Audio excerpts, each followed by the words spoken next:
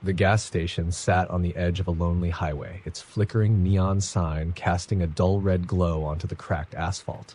It was the kind of place you only stopped at if you were desperate, low on gas, running on empty, or needing to relieve yourself after too many miles of solitude.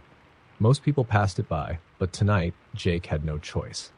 The engine of his battered old sedan sputtered as he rolled into the lot. He cursed under his breath, the fuel gauge needle buried deep in the red. The place looked deserted with only one dim bulb illuminating the pump area. The surrounding darkness seemed to press in like a living thing, and the air felt thick, oppressive. Jake stepped out, the chill of the night immediately biting through his jacket. The pump clicked and groaned as he slid his card in and waited for approval. He glanced around, the eerie quiet broken only by the occasional rustle of dry leaves carried by the wind. A sense of unease crept up his spine, but he shook it off. It was just a rundown gas station in the middle of nowhere. What could possibly go wrong? The pump beeped, signaling it was ready.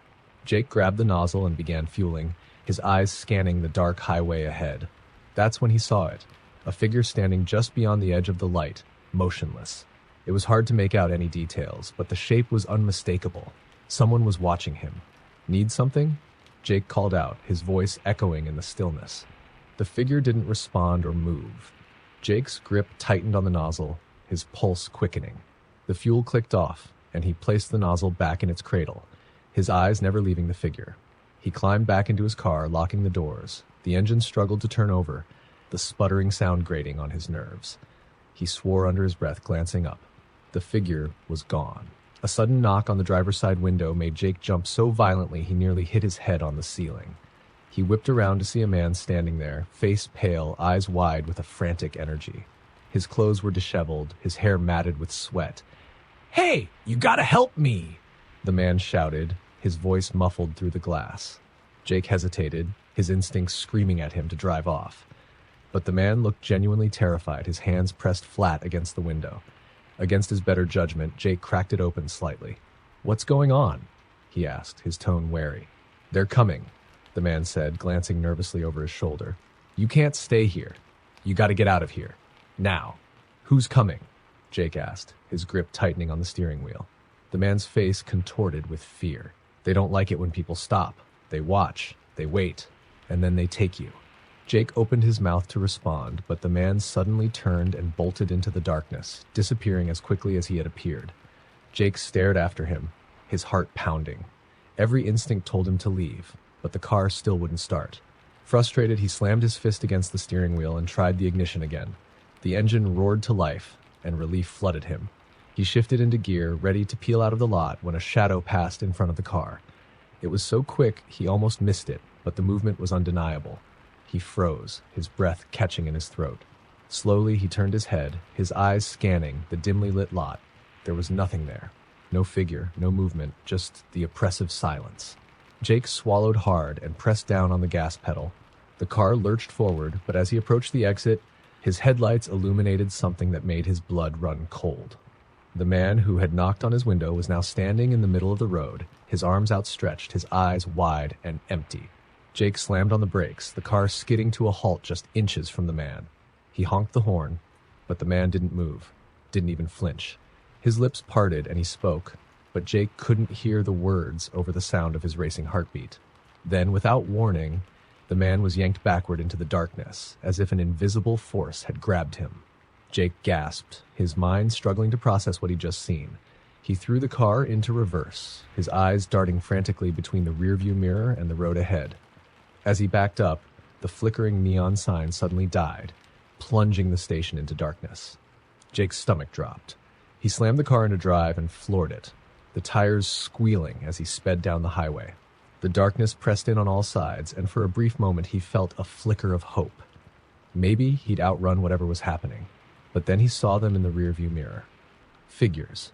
Dozens of them, running on all fours, their elongated limbs moving unnaturally fast. Their glowing eyes pierced the night, locked onto his car. Jake's foot pressed the gas pedal to the floor, the engine screaming in protest as the speedometer climbed. The figures were gaining. Panic consumed him as he fumbled for his phone, desperate to call for help.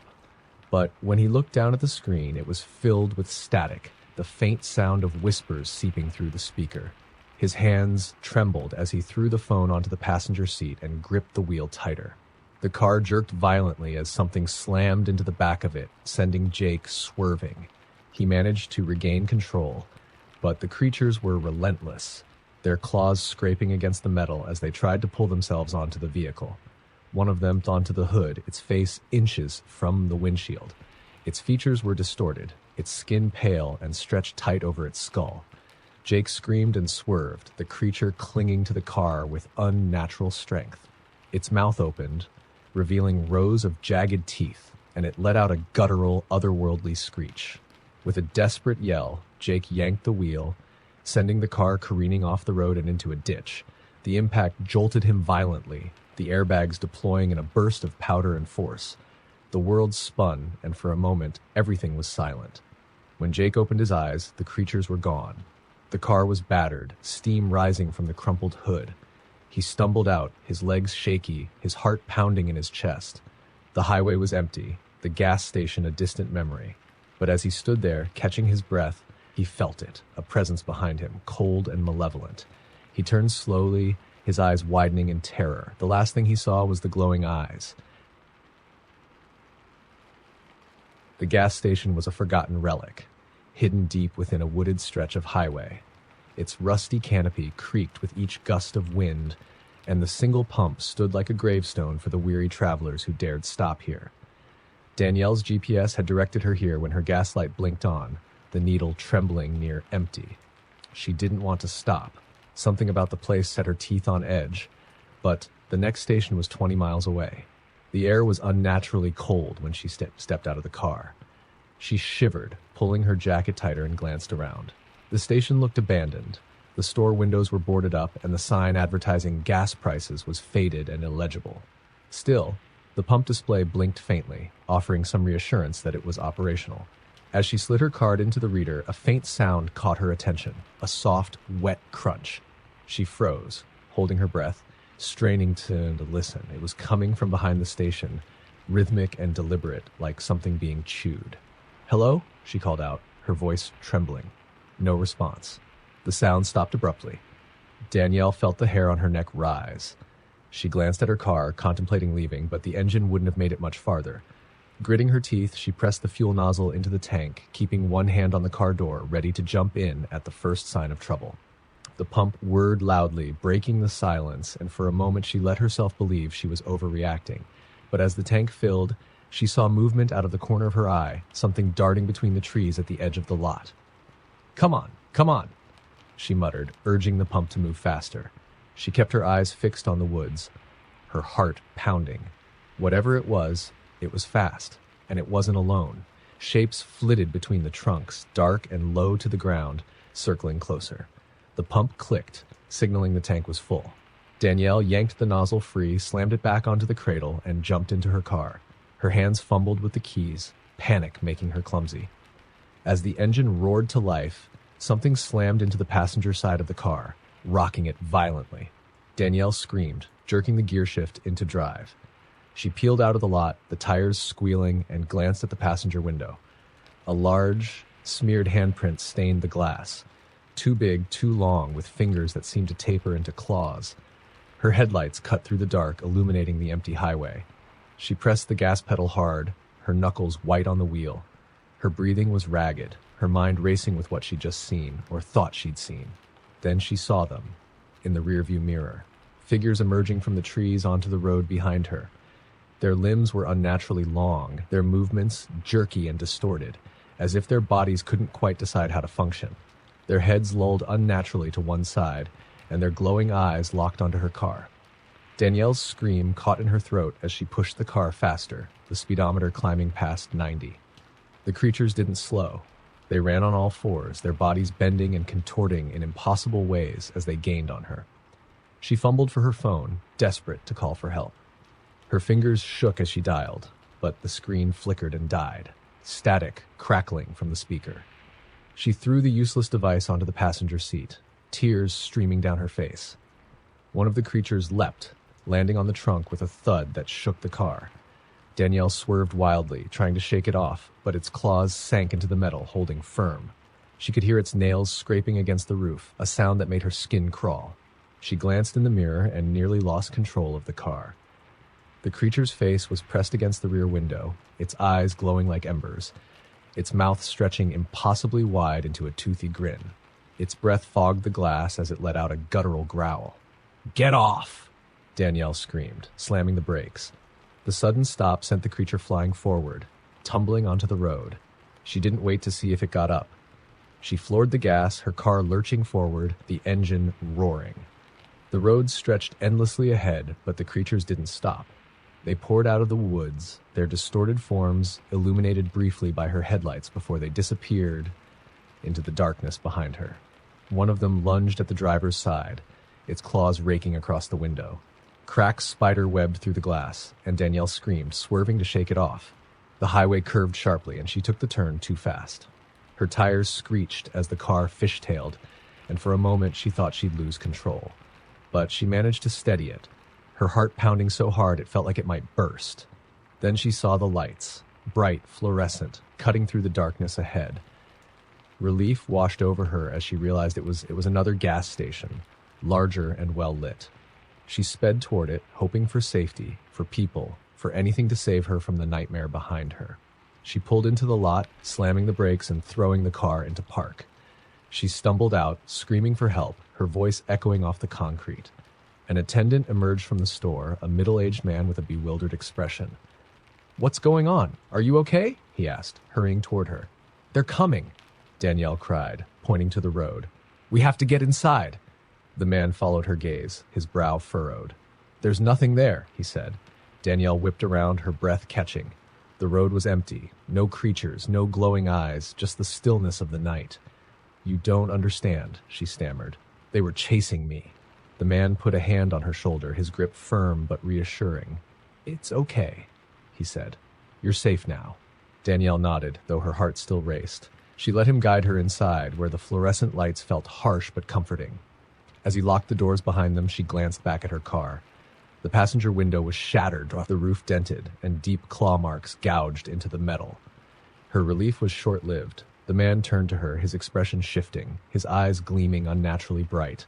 "You should have kept driving," he said, his voice low and guttural. The lights flickered, and Danielle's scream was swallowed by the dark. The gas station stood at the edge of nowhere, its flickering neon sign barely illuminating the cracked pavement and overgrown weeds. Jason pulled in reluctantly, his stomach twisting. He had been driving for hours, and his gas tank was dangerously close to empty. This was the only station for miles, but something about it felt wrong. The windows of the attached convenience store were covered with grime, the light inside dim and uneven. The single pump looked ancient, its metal casing chipped and rusted. Jason stepped out of the car, the cold night air biting his skin. As he began filling his tank, he noticed the silence. No crickets, no wind, just a heavy, oppressive stillness. A sharp clatter from the store made him jump. He glanced over and saw movement through the smudged glass, a shadow, quick and darting. He tried to shake off the unease, telling himself it was just the clerk moving around. But when he looked again, the store appeared empty. "Just get the gas and go," he muttered under his breath. The pump clicked, signaling the tank was full. Jason replaced the nozzle and headed toward the store to pay. The bell above the door jingled weakly as he stepped inside. The air was stale, carrying the faint scent of rot. The shelves were sparsely stocked, their contents covered in a thin layer of dust. Behind the counter sat a man with sunken eyes and a too-wide smile. "Evening," the man said, his voice gravelly. "Filling up, huh?" Jason nodded, sliding a $20 bill across the counter. The man's fingers brushed his as he took the money, cold and leathery. Jason pulled his hand back quickly, suppressing a shudder. "You're out late," the clerk continued, his gaze unwavering. "Not many folks come through here at this hour." Jason forced a polite smile. "Yeah, just passing through." The clerk's grin widened. "Be careful out there. The roads can get strange at night." Jason didn't respond. He turned to leave, but something on the counter caught his eye. A stack of Polaroid photos. The top one showed a car, eerily similar to his, parked at the same pump he had just used. The photo beneath it showed a man, his back to the camera, walking into the station. His stomach dropped. "Have a look," the clerk said, his voice low and conspiratorial. "Might find something interesting." Jason hesitated before flipping through the photos. Each one was darker, more disturbing. A car with shattered windows. A man standing at the edge of the forest, staring into the trees. A figure, blurred and misshapen, lurking just beyond the gas station's lights. The last photo stopped him cold. It was of him, standing at the pump just minutes ago, staring toward the store. But the angle was wrong. It wasn't from a security camera. It was taken from the woods. "What the hell is this?" Jason demanded, his voice shaking. The clerk shrugged, his smile never faltering. "A little souvenir for our guests." Jason dropped the photos, backing toward the door. "You're insane." The clerk's laughter followed him as he stumbled outside. He fumbled for his keys, his hands trembling. As he unlocked the car door, he heard it, the crunch of footsteps on gravel. He froze, his eyes darting toward the tree line. At first, he saw nothing but shadows. Then one of them moved. It was tall, unnaturally thin, its limbs elongated and bending at odd angles. Its face was featureless, save for two hollow pits where eyes should have been. It stepped closer, its movements slow and deliberate.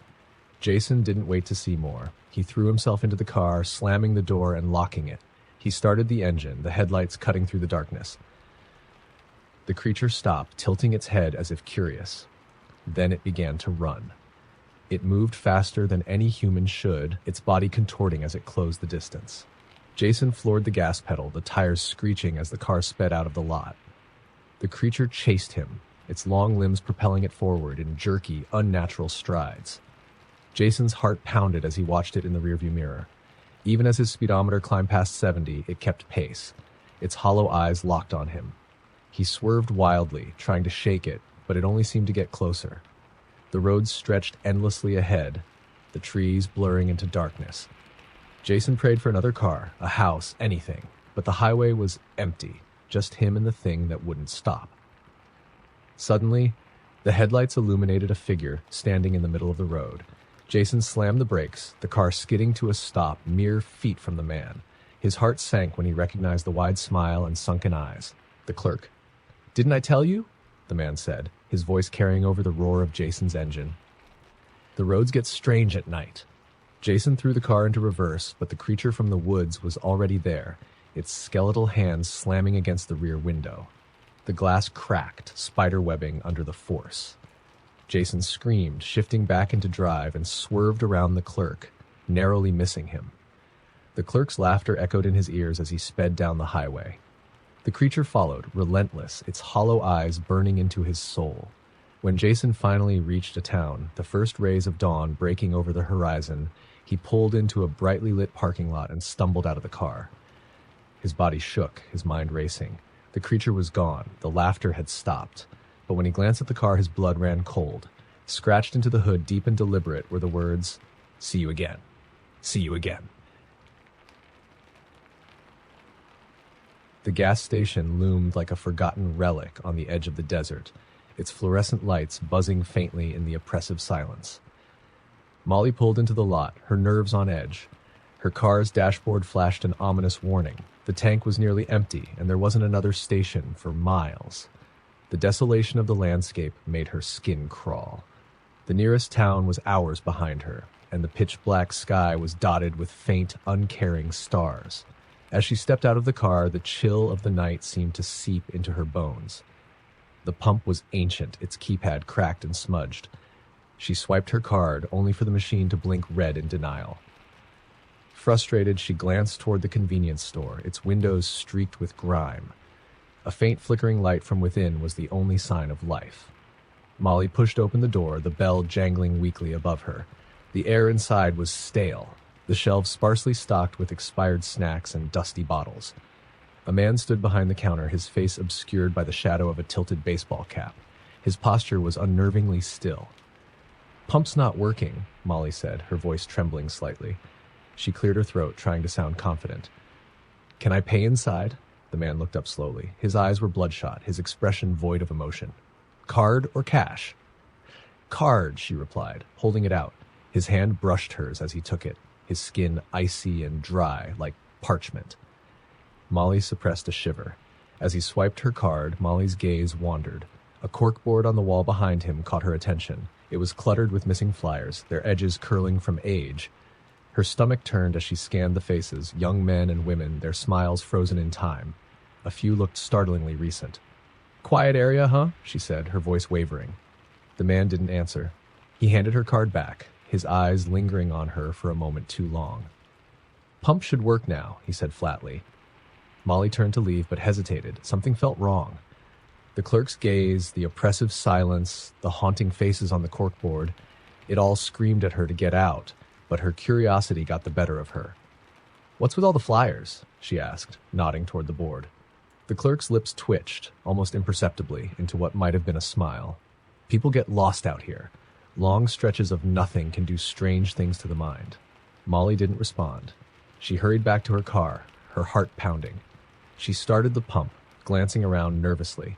The desolation of the lot felt suffocating, as if the darkness beyond the flickering lights was alive and watching. The pump clicked, signaling her tank was full. Molly replaced the nozzle and got into her car, relief washing over her as she turned the key. The engine roared to life, and she wasted no time pulling out onto the empty highway. But as she drove, the unease lingered. The radio crackled with static, and her phone had no signal. She glanced in the rearview mirror, half expecting to see the clerk's shadowy figure standing in the station lot, but it was empty. Then the headlights illuminated something on the road ahead. A figure stood motionless in the middle of the lane, their face obscured by the glare. Molly slammed on the brakes, her tires screeching as the car skidded to a stop. Her heart raced as she fumbled with the door lock, her fingers trembling. The figure didn't move. It was a man, wearing what looked like a delivery uniform, his posture slouched and unnatural. Molly honked the horn, but he didn't flinch. "Are you okay?" she called out, cracking her window slightly. The man tilted his head, his movements jerky like a marionette. His face came into view, pale and gaunt, with wide, glassy eyes that didn't seem to blink. A dark streak ran down his chin, disappearing into his collar. Molly's instincts screamed at her to drive, but she couldn't tear her gaze away. The man raised one arm slowly, pointing toward the side of the road. Molly's eyes followed the direction of his finger.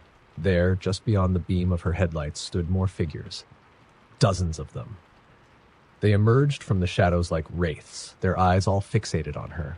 Some were barefoot, others wore tattered clothes, and their faces were eerily blank. Molly slammed the car into reverse, her tires spinning as she tried to turn back toward the station. But the road behind her wasn't empty. The clerk stood there now, framed by the glow of her taillights. His head was tilted at an unnatural angle, and his lips parted in a wide, toothy grin. "Lost already?" His voice echoed, though his mouth didn't move. Molly screamed, spinning the wheel and accelerating past the figures in the road. Her car jolted as she swerved wildly, the tires bouncing over something that crunched beneath them. She didn't dare look back, her eyes fixed on the road ahead. The highway stretched endlessly, the figures vanishing as quickly as they had appeared. Molly's hands ached from gripping the wheel, her breath coming in short gasps. She spotted a sign up ahead, its reflective letters offering a sliver of hope. "Next town 10 miles." She pressed the gas pedal harder, desperate to put distance between herself and whatever she'd encountered. But as the miles ticked by, her dashboard lights flickered. The engine sputtered, and the car began to slow. "No, no, no," she cried, slamming her fist against the wheel. The car coasted to a stop, the engine dead. She fumbled with her phone, but it was still useless. No signal. The silence returned, heavier than before. A faint tapping sound came from the passenger side window. Molly froze, her blood turning to ice. Slowly, she turned her head. The man from the road was there, his glassy eyes peering in at her. His lips twisted into a grotesque smile as he mouthed 2 words. "Still lost?" The last thing Molly heard was the sound of her car door unlocking. The gas station was barely visible on the horizon, its dim lights flickering weakly against the thick blackness of the rural highway. Lauren squinted at the road, her car's fuel gauge teetering dangerously close to empty. She hadn't seen another vehicle in over an hour, and the isolation was beginning to claw at her nerves. She exhaled in relief as she pulled into the station's cracked, uneven lot. The building looked like it hadn't been touched in decades. The walls were streaked with grime, the windows fogged with years of neglect. A single pump stood in the middle of the lot, its hose hanging limply like an abandoned relic. Lauren hesitated. The place felt wrong, but she didn't have much choice. The pump clicked and refused her card. Annoyed but unsurprised, Lauren grabbed her wallet and headed inside to pay. The bell above the door gave a faint jingle as she entered, the sound swallowed immediately by the oppressive stillness within. The air was thick, damp, and smelled faintly of mildew. The shelves were nearly empty, stocked only with expired snacks and dusty bottles of soda. At the counter stood a man whose appearance matched the station, weathered, worn, and unsettling. He didn't look up as she approached. "Hi," Lauren said, her voice unnaturally loud in the silence. "Pump's not taking my card. Can I pay here?" The man finally lifted his head, his eyes dull and sunken. "Pump one?" he asked flatly. His voice was gravelly, as if it hadn't been used in a while. Lauren nodded. "Yeah, $20, please." He rang her up slowly, his bony fingers tapping on the register. She handed him cash, and as he took it, his hand lingered on hers a moment too long. His touch was ice cold, his nails yellowed and cracked. Lauren suppressed a shudder. "Be careful out there," he said as she turned to leave. "You don't want to end up like the others." Lauren froze mid-step. She turned back to him. "The others?" The man smiled faintly, his teeth uneven and gray.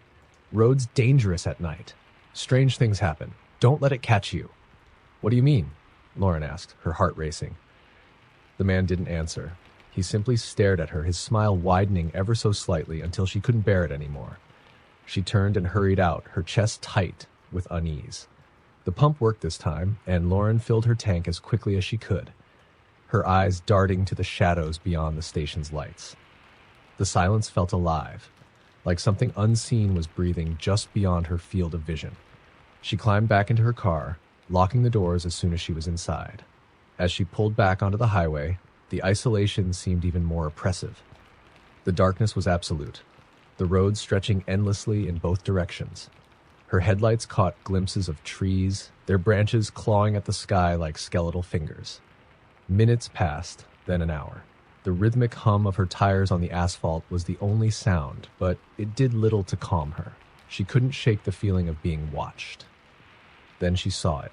A figure stood at the side of the road, illuminated briefly by her headlights.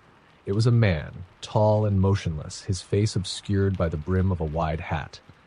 Lauren's stomach twisted. She sped past him, her hands gripping the wheel tightly. Moments later, she glanced in her rearview mirror. The road behind her was empty. She tried to convince herself it was nothing, a trick of her imagination, but the unease clung to her like a second skin. She reached for the radio, hoping for a distraction, but all she got was static. Suddenly, her headlights illuminated another figure, standing directly in the middle of the road. She slammed on the brakes, her tires screeching. The car skidded to a stop just feet from the man. Her breath came in shallow gasps as she stared at him. His features were obscured by shadow, but there was something off about him, his posture, his stillness. He raised a hand slowly and pointed toward the woods. Lauren's heart pounded in her ears. "Do you need help?" she called, her voice trembling. The man didn't respond. He didn't move. He just kept pointing. Her instincts screamed at her to drive, but something compelled her to look. She leaned forward, squinting into the darkness where he was pointing. At first, she saw nothing. Then, between the trees, she noticed movement. There were more figures, dozens of them. They stood in perfect rows, their bodies unnaturally still, their heads tilted toward her car. Their eyes, or the absence of them, seemed to glint faintly in the shadows.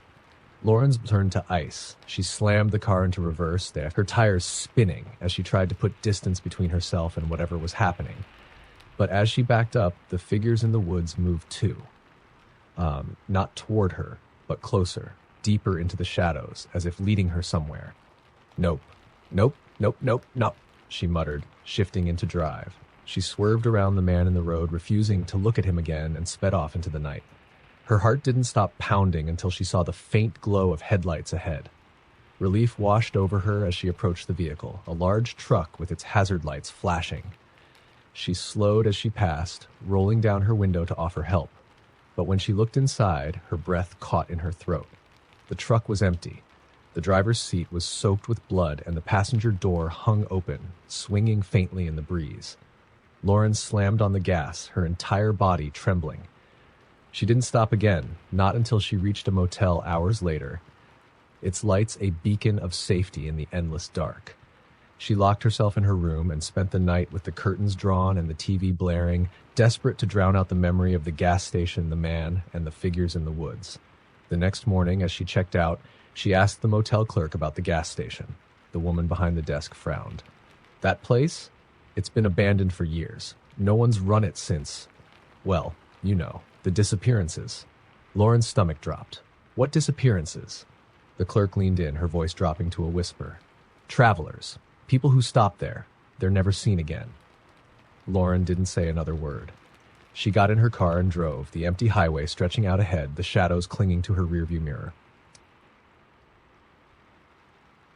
The highway stretched endlessly, a desolate ribbon of asphalt slicing through the barren desert. Jake had been driving for hours, his eyelids heavy, the monotony of the road lulling him into a trance. When the glowing sign of a gas station appeared in the distance, he exhaled in relief. The gauge on his dashboard hovered just above empty. The gas station was an odd sight, brightly lit despite the emptiness around it, like a beacon in the void. Jake pulled up to the single pump. As he stepped out, the cool night air was unnaturally still, thick with an eerie quiet that felt misplaced. He glanced toward the station's shop. The windows were too clean, the fluorescent lights inside harsh and almost sterile. He hadn't seen another car for miles, yet the place was immaculate. Shrugging off his unease, Jake grabbed the pump and swiped his card. A metallic click confirmed the pump was working. As the tank filled, Jake stretched his legs and glanced around. The desert beyond the gas station was an inky abyss. He turned back to the shop and froze. A man was standing inside, his face pressed against the glass. Jake's heart skipped. The man didn't move, didn't wave or smile, just stared, his eyes dark hollows. Unnerved, Jake quickly turned back to his car. He finished fueling and replaced the nozzle, but when he glanced toward the shop again, the man was gone. Shaking his head, Jake muttered to himself, just tired. He climbed back into his car and prepared to drive off, but a soft tap on the passenger window made him jump. He whipped his head around, expecting to see the man from the shop. No one was there. His breathing quickened. He scanned the gas station lot, but it was empty, the desert wind beginning to stir. Without waiting another second, Jake peeled out of the lot, his tires screeching as he sped back onto the highway. The road stretched ahead, a black void broken only by his headlights. Jake tried to shake off the incident, but the tension in his shoulders refused to ease. After about 10 minutes, he noticed something in his rearview mirror. Headlights, faint and distant. It wasn't unusual, but they seemed off. They didn't bounce with the uneven road or grow closer, remaining a steady pinprick of light in the darkness. Jake focused on the road ahead, refusing to look back. Then the radio crackled. Jake jumped, his hand instinctively reaching to adjust the volume. The static cleared for a moment, replaced by a whisper so faint he couldn't make out the words. He turned the knob, trying to tune it, but the whisper disappeared, leaving only the hiss of static.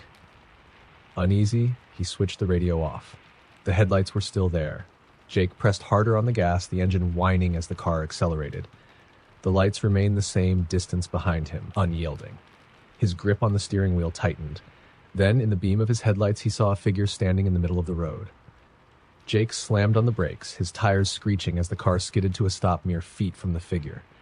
His heart pounded as he stared at the person, a woman dressed in a flowing white gown, her face obscured by long dark hair. "Are you okay?" Jake called, his voice shaking. She didn't move.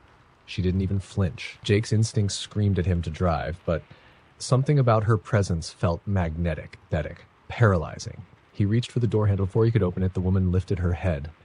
Her face was wrong. Her eyes were empty sockets, black and endless, and her mouth stretched into an unnatural, too-wide grin. Jake's breath caught in his throat as she began to move.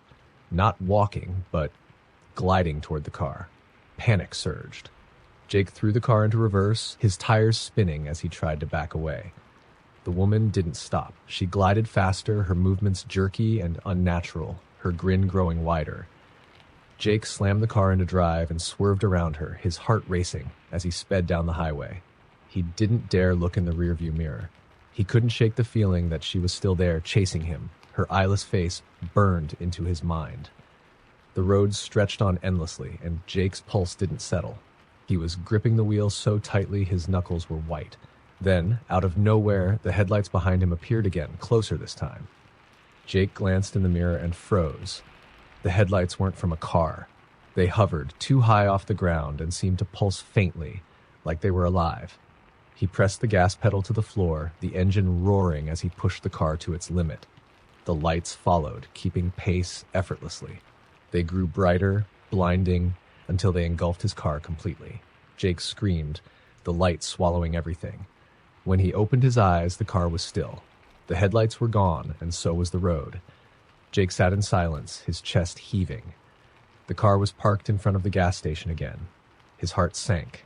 The pump, the immaculate shop, the cracked lot, it was all the same. But now, the lights inside the shop were off, the windows dark. Jake tried to start the car, but the engine wouldn't turn over. A soft tap came from the passenger window. This time, when Jake looked, the man from the shop was there, his hollow eyes staring back. Slowly, the man raised a hand and pressed it to the glass. Jake screamed, scrambling to unlock the door and escape, but the man's face broke into a grin, his teeth jagged and glinting in the dim light. The last thing Jake heard before the darkness swallowed him was the bell of the gas station door, ringing faintly in the night. The clock on the dashboard blinked 2:43 a.m. as Rachel pulled into the gas station. She was running on fumes, both her car and herself. The empty highway had been eerily quiet for the last 2 hours, and she hadn't seen another soul in what felt like forever. Relief washed over her as the dimly lit station came into view, the single pump standing like a sentry in the night. She stepped out, stretching her legs as the cool air wrapped around her.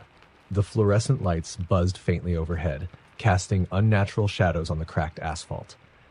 She swiped her card at the pump, but the machine rejected it. "Great," she muttered, grabbing her wallet. The shop's windows were fogged over, and the neon open sign flickered weakly. The door creaked as she entered, the faint smell of something metallic hitting her nose.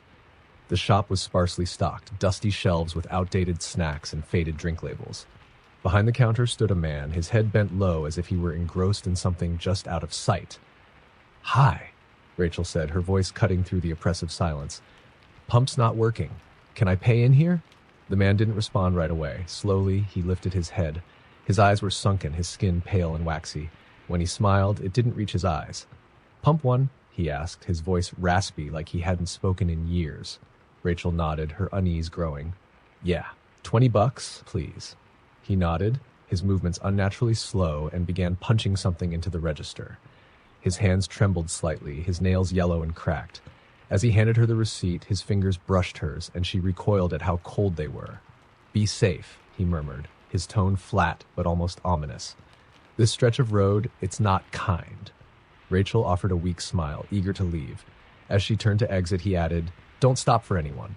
Her stomach knotted at his words. She hurried back to her car, shaking off the encounter. The pump worked this time, and she filled her tank as quickly as possible, her eyes darting to the shop windows. The man was still there, staring at her unblinking. She sped off, grateful to be back on the open road. The empty highway stretched endlessly before her, and for a while the hum of the engine and the faint rhythm of tires on asphalt were the only sounds. But then, something shifted. A figure appeared in her rearview mirror, standing in the middle of the road where she had just passed. Rachel's heart jumped. She glanced again, but the figure was gone. She chalked it up to exhaustion. The road was playing tricks on her. 10 minutes later, her headlights illuminated something ahead. A car was pulled over on the shoulder, its hazard lights blinking weakly. As Rachel passed, she slowed, peering into the darkness. A man stood by the car, waving his arms. "Help me!" he shouted, his voice muffled through her closed windows. Rachel hesitated. The man looked frantic, his face pale and desperate. But the gas station clerk's warning echoed in her mind.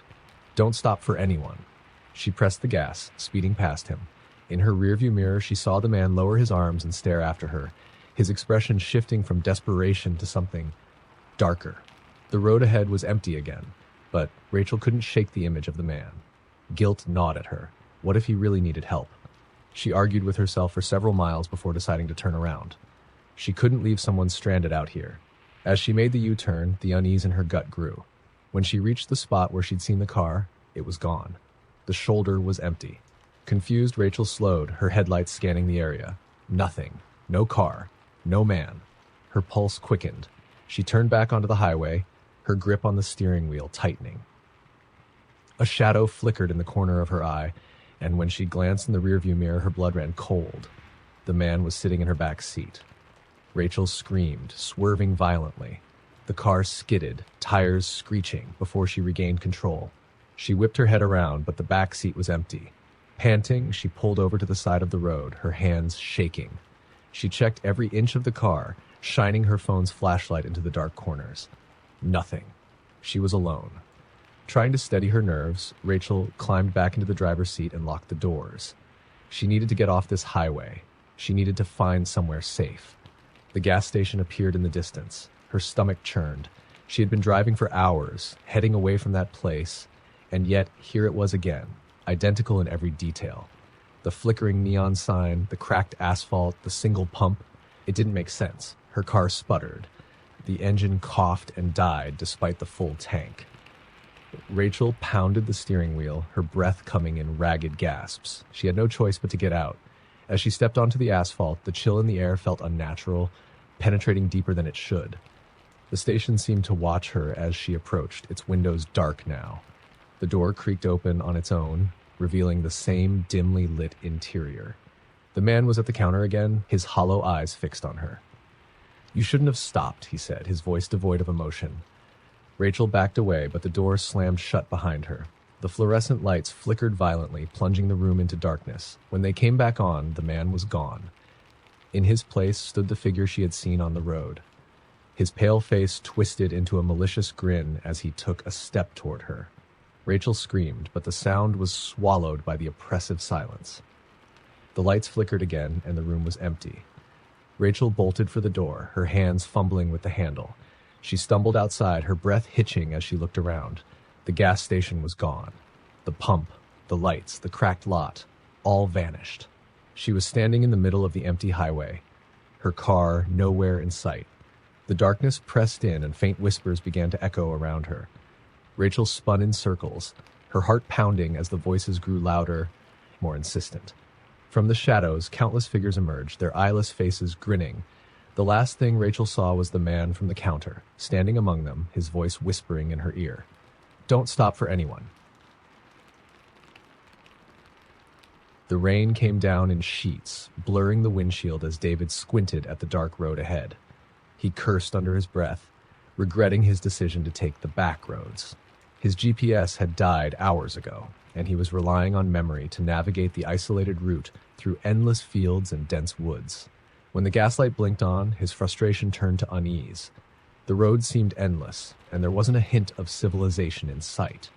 Finally, through the rain-streaked window, David spotted the dim glow of a gas station up ahead.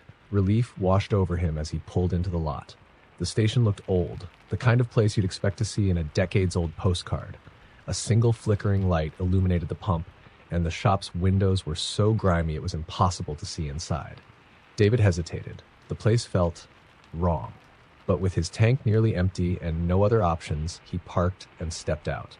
The rain soaked through his jacket instantly, and the air felt colder than it should. He swiped his card at the pump, but nothing happened. "Figures," he muttered, glancing toward the shop. A faint light glowed inside, but there was no sign of anyone. As he approached, David noticed the door was slightly ajar, swinging gently with the wind. He pushed it open, the old bell above it jingling softly.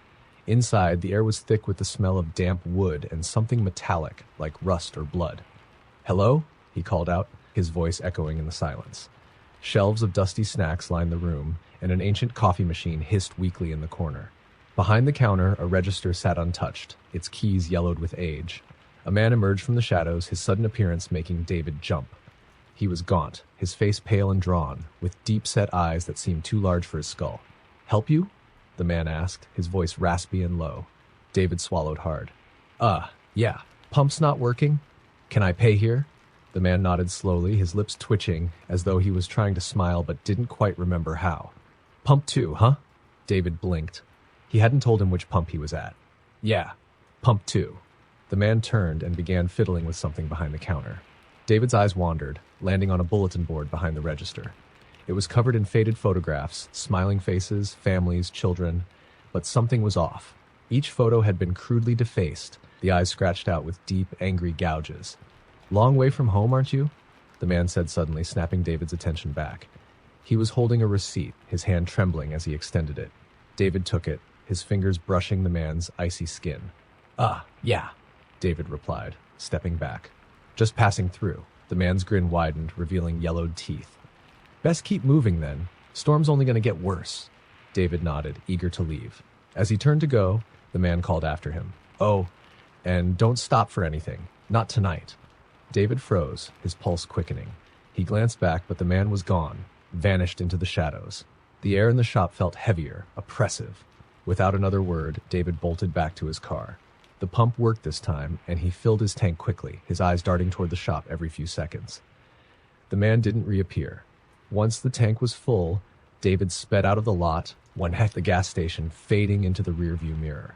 The rain continued to hammer down, and the road was darker than ever. The wind howled, rattling the car windows. David's grip on the steering wheel tightened as he tried to shake off the unease that clung to him. Then, up ahead, he saw a figure standing in the middle of the road. David slammed on the brakes, the car skidding to a stop. The figure was a woman, soaked and shivering, her arms wrapped around herself. She turned to face him, and his stomach dropped.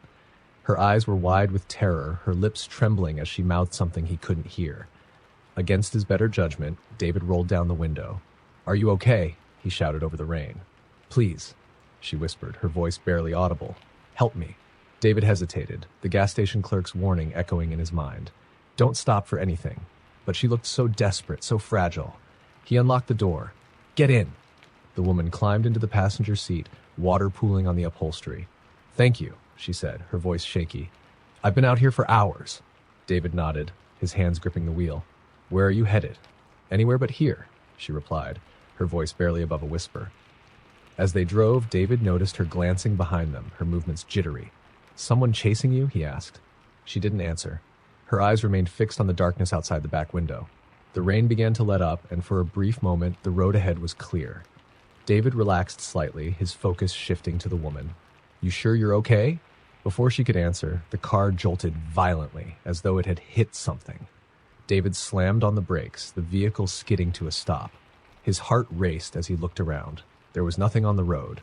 "What the hell was that?" he muttered. The woman's seat was empty. David's blood turned to ice. He looked around frantically, but there was no sign of her. The passenger door was still locked. A faint chill seeped into the car, and the hairs on the back of his neck stood on end. A soft tapping came from the back window. David turned slowly, his heart pounding. The woman was there, her face pressed against the glass, but her expression had changed.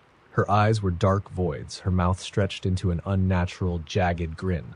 "Help me," she whispered, her voice distorted, echoing inside his skull.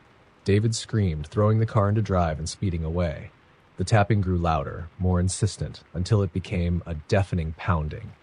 The rearview mirror showed nothing but darkness, but he could feel her presence, impossibly close. The pounding stopped. David didn't dare look back. The road seemed endless, the rain beginning to fall again. When he finally dared glance at the dashboard, the gas gauge was empty, and in the distance, the dim glow of a gas station appeared once more. The desert road stretched endlessly before Mason, its monotony broken only by the faint outline of a gas station shimmering on the horizon. His old sedan was running on fumes, and the thought of being stranded in the middle of nowhere was enough to make his pulse quicken. The sun had long since dipped below the horizon, leaving the landscape drenched in inky darkness. The gas station was a relic of another time, its neon sign flickering erratically. Mason pulled into the lot, his tires crunching on gravel. The place seemed deserted. A single pump stood beneath a rusty awning, and the convenience store's windows were clouded with grime. A lone fluorescent light buzzed overhead, casting the area in an eerie glow. He stepped out of the car, the cool desert air sending a shiver down his spine. As he approached the pump, he noticed an old-fashioned lever system instead of a card reader. Sighing, he headed for the store, hoping to pay inside. The bell above the door jingled as Mason entered, the sound unnervingly loud in the stillness. The store was dimly lit, shelves lined with dusty goods that looked like they hadn't been touched in years. A faint odor of mildew and motor oil hung in the air. "Hello?" Mason called out, his voice echoing faintly. He approached the counter where an ancient cash register sat, its keys yellowed and cracked. Behind it, a door led to what Mason assumed was a storage room. He rang the small bell on the counter. "Anyone here?" The door creaked open, and an old man shuffled out. His face was weathered, his eyes sunken, and his lips pulled tight into a thin line. He wore a stained flannel shirt and overalls, his hands gnarled with age. "Pump?" the man asked, his voice a gravelly whisper. "Yeah, the only one outside. How much for a full tank?" Mason asked, trying to ignore the unease crawling up his spine. The man tilted his head slightly, as if confused by the question. "Pay when you're done," he muttered before retreating back through the door, leaving Mason alone. Shrugging off the encounter, Mason returned to his car and began fueling. The pump wheezed and groaned as it worked, the numbers on the ancient dial spinning slowly. The oppressive silence of the desert night seemed to close in, broken only by the occasional chirp of a cricket. As he finished pumping, a faint sound caught his attention, a rhythmic tapping like fingernails on glass. Mason turned, his eyes scanning the dark lot. No one was there. He dismissed it as his imagination, fueled by exhaustion and the station's unsettling atmosphere. He replaced the nozzle and climbed back into his car, ready to leave this creepy pit stop behind. As he started the engine, his headlights illuminated the empty road ahead. He glanced in the rearview mirror and froze. A figure was standing at the edge of the lot, just barely visible in the glow of the taillights. It was tall and thin, its features obscured by the darkness. Mason's heart pounded as he tried to make sense of what he was seeing. The figure didn't move, didn't make a sound. "Just some weirdo," Mason muttered, gripping the wheel tightly. He shifted into drive, refusing to look back as he pulled onto the road. But as he drove, the unease lingered. The road was deserted, yet Mason couldn't shake the feeling that he wasn't alone. He glanced in the rearview mirror again, and his blood ran cold. The figure was there, impossibly close, running after his car with an unnatural speed. "Hell no," Mason muttered, pressing the gas pedal to the floor. The engine roared as the car sped down the empty highway, but the figure didn't fade into the distance. Instead, it seemed to gain on him, its long limbs moving in jerky, unnatural motions. Panic gripped him as he rounded a curve, the tires screeching. The headlights illuminated another gas station, identical to the one he'd just left. Confusion mingled with terror as he realized he was driving in a loop. The car's engine sputtered, the gas gauge plunging toward empty despite the recent fill-up. Mason cursed, pulling into the station's lot as the car died. The headlights flickered and went out, plunging him into darkness. He fumbled for his phone, but the screen was dead, refusing to respond. The oppressive silence pressed in once more, broken only by the faint sound of footsteps approaching. Mason locked the doors, his breaths coming in shallow gasps. He dared a glance out the window and saw the figure standing just a few feet away. It was closer now, its grotesque form illuminated by the faint glow of the station's flickering sign. Its face, or what passed for one, was a twisted mockery of human features, its mouth stretched into a wide, unnatural grin. Black, hollow eyes stared at Mason, unblinking. A loud knock on the window made him jump, and the grin widened as the figure raised a hand, its bony fingers tapping rhythmically on the glass. Mason scrambled to start the car, but the engine refused to turn over. The tapping grew louder, more insistent, until it became a deafening pounding. Mason covered his ears, his screams swallowed by the sound. Then, as suddenly as it had started, the noise stopped. He opened his eyes. The figure was gone. The night was silent once more, the gas station eerily still. Mason hesitated, his heart hammering before stepping out of the car. The lot was empty, but something glinted on the ground near the pump. He approached cautiously, his breath fogging in the cool air. It was his own wallet, lying open, though he was certain it had been in his pocket moments ago. A chill ran down his spine as he picked it up.